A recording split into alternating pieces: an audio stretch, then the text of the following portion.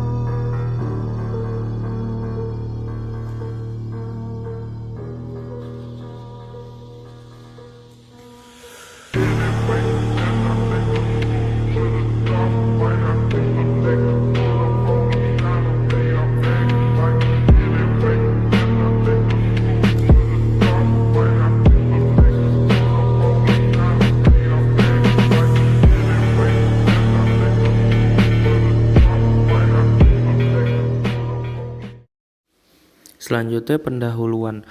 Dengan suatu rencana ke depannya, suatu ide yang dalam hal memungkinkan besar akan terjadi di negara Indonesia, yakni adalah pemindahan ibu kota. Dalam pemindahan ibu kota ini, negara Indonesia membuat ibu kota baru dan memilih ibu kota baru yaitu di Pulau Kalimantan. Dengan hal ini, karena pemindahan ini bukanlah pemindahan yang hanya butuh waktu sebulan, bahwa pemindahan ini membutuhkan planning sangat jauh. Dengan hal ini adalah target tahunan dengan membangun suatu posisi dan juga strategi ke depannya. Di dalam ibu kota baru bagi Indonesia, dengan hal ini rencana tersebut akan sangat kuat dengan skenario foresight, di mana kebijakan yang ada dan juga planning ke depannya yang sudah harus matang akan bisa membuat kekuatan jangka panjang dan kesuksesan di dalam pemindahan ibu kota negara Indonesia. Di bagian berikutnya yakni metode skenario foresight dalam pemindahan ibu kota negara. Dengan hal ini, ketidakpastian dengan cara menyusun kajian perspektif jangka panjang mengenal kondisi, peluang, tantangan, dan resiko yang mungkin terjadi pada saat pemindahan ibu kota berlangsung. Foresight pemindahan ibu kota negara berperan untuk memberikan gambaran kepada pemerintah. Berikut adalah beberapa poin penting dalam kerangka untuk mewujudkan pemindahan ibu kota negara. Yang pertama adalah pertimbangan politik. Pertimbangan politik menjadi pertimbangan utama dalam pemindahan ibu kota. Dalam pertimbangan ini berguna untuk meningkatkan persatuan nasional atau national cohesion. Pertimbangan politik juga untuk membangun simbol kebangkitan negara dan mempresentasikan lebih baik keberagaman suku bangsa. Selain itu, pemindahan ibu kota juga dapat dijadikan untuk menegaskan arah politik suatu negara.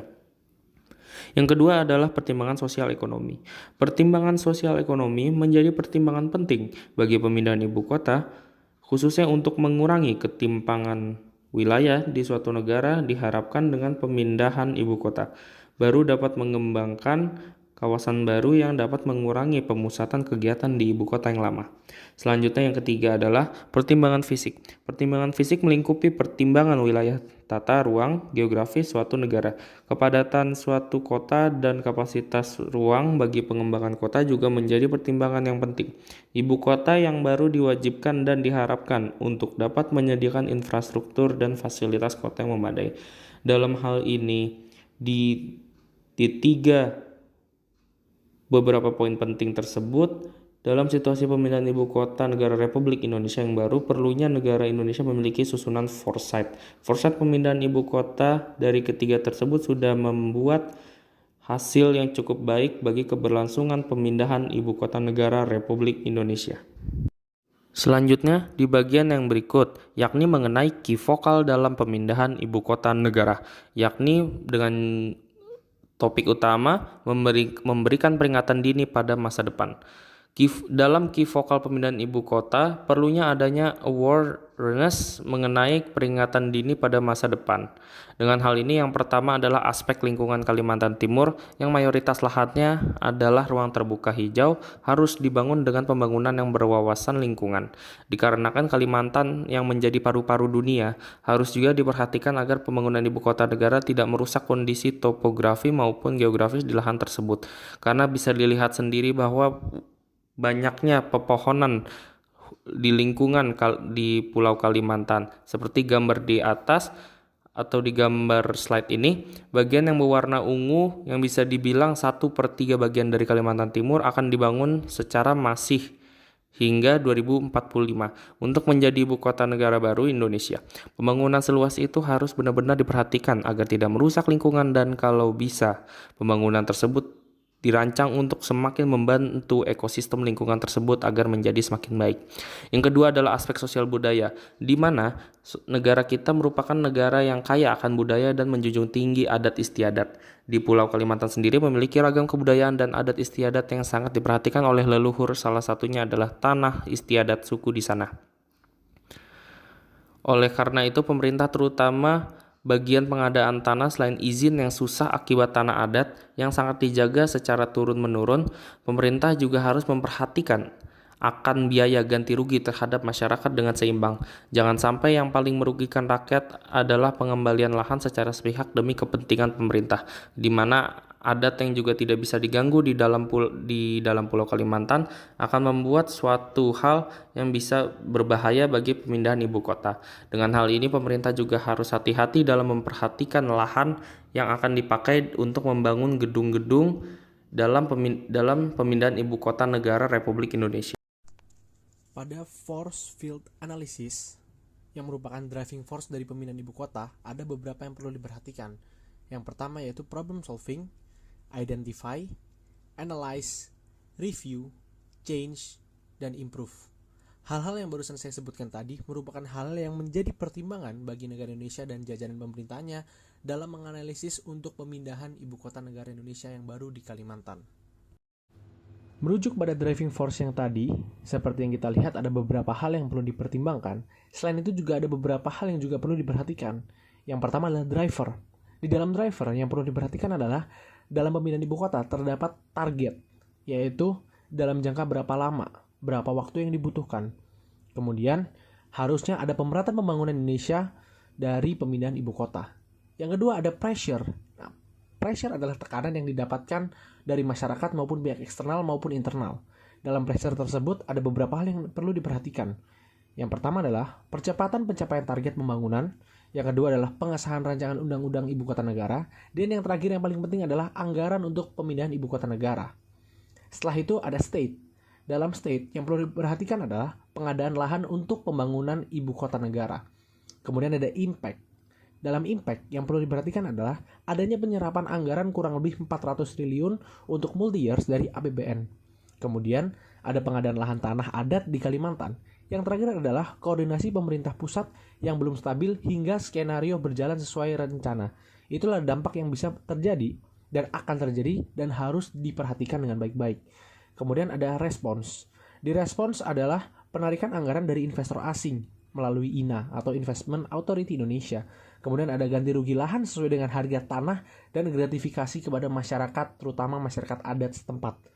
Kemudian yang terakhir adalah koordinasi akan skenario pemindahan pemerintah pusat secara total dengan waktu yang efektif untuk menghindari ketidakstabilan dinamika politik dan kinerja pemerintah pusat pada masa pemindahan ibu kota negara. Dalam proses pemindahan tentunya perlu ada skenario. Skenario dari pemindahan ibu kota. Dalam hal lingkup dari skenario itu bisa dilihat bahwa mengenai hal-hal tersebut seperti gambar di atas ada klaster 1, klaster 2, klaster 3, klaster 4 hingga klaster 5 yang merupakan agenda prioritas pemerintah dalam pemindahan ibu kota negara. Apa saja yang dipindahkan terlebih dahulu, mana yang penting, mana yang memiliki hal sensitif dan sangat vital, mana yang bisa didahulukan di kemudian hari, mana yang bisa menjadi hal terakhir dan mana hal yang menjadi prioritas. Dari skenario-skenario yang ada, itu bisa langsung dijalankan dan tentunya harus dianalisis terlebih dahulu agar skenario saat dijalankan tidak ada kendala dan sesuai dengan rencana secara efektif. Dalam eksplorasi dan narasi, kemungkinan atau konsekuensi lingkup skenario. Seperti halnya skenario yang ada di dalam lingkup pada skenario di atas adalah yakni seperti dalam struktur klaster di pemerintahan dalam proses pemindahan ibu kota negara. Dengan hal ini, konsekuensi yang ada atau dampak dalam hal skenario di atas adalah bahwa konsekuensi di mana dalam skenario klaster adanya kekuatan inti dalam pemerintahan seperti strategi-strategi yang ada dengan hal ini juga seperti bentuk skenario. Hal itu perlu diperhatikan karena itu akan mempengaruhi penilaian pada masing-masing implikasi bobot kualitatif. Dalam hal berikut mengenai bobot yang ada bahwa penelitian mengenai pemindahan dari ibu kota negara adalah hal yang sangat penting. Implikasi ilmiah bahwa skenario-skenario dari sistem pemerintahan akan menjadikannya bagian umum tertentu di mana dengan judul strategi pemindahan ibu kota negara, maka seperti halnya dengan kata staf ahli Menteri PPN bidang pembangunan sektor unggulan dan infrastruktur mengatakan bahwa seringkali orang bertanya, kapan pemindahan ibu kota negara Indonesia terlaksana? Oleh karena itu, perlunya kita bangun atau kita buat atau kita bikin yang bernama skenario foresight untuk melihat serta menganalisis apa saja kemungkinan yang akan terjadi sehingga kita dapat mengantisipasi dan mewaspadai segala macam hal negatif yang akan terjadi seiring berjalannya waktu dalam proses pemindahan ibu kota negara. Selanjutnya ada eksplorasi sinyal pada skenario. Adanya kekuatan dari strong signal bahwa di mana sinyal yang didapatkan mengenai informasi yang di mana intelijen juga mendapatkan informasi kepentingan. Dengan hal ini, strong signal yang terdeteksi dengan melihatnya kemungkinan pada masa depan dengan melakukan strategi-strategi senario yang ada seperti halnya juga weak signal. Selanjutnya ada rancangan strategi dan implikasi skenario, di mana dalam rancangan selanjutnya adalah melakukan adanya strategi dan juga respon.